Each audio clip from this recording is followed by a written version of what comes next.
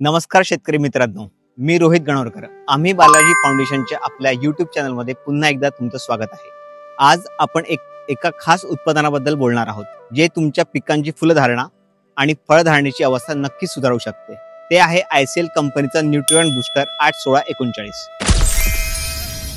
Nutrient booster मध्ये 41 एडज्युव्हंट नावाचे एक खास तंत्रज्ञान वापरलं आहे. हे इस्रायलच्या सायंटिस्टने तयार केले आहेत. या तंत्रज्ञानाचे काय फायदे आहेत ते आपण बघूया.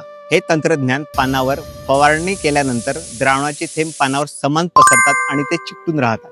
पानांमधून अन्नद्रव्याचे शोषण अधिक प्रभावी होते. यामुळे पानांमधील ओलावा टिकून राहतो आणि पानांमधील छिद्रे जास्त काळ उघडी राहतात. सर्वात महत्त्वाचं म्हणजे एकदा फवारणी केल्यावर याचा परिणाम दीर्घकाळ टिकून राहतो. न्यूट्रिएंट बूस्टर 81639 चे काय फायदे आहेत ते आपण यात पाहूया. हे एक खास फुलधारणा आणि फळधारणा या महत्त्वाच्या अवस्थेसाठी तयार केले आहेत. यामुळे फुलांची आणि फळांची संख्या वाढते आणि फुलगळ थांबते.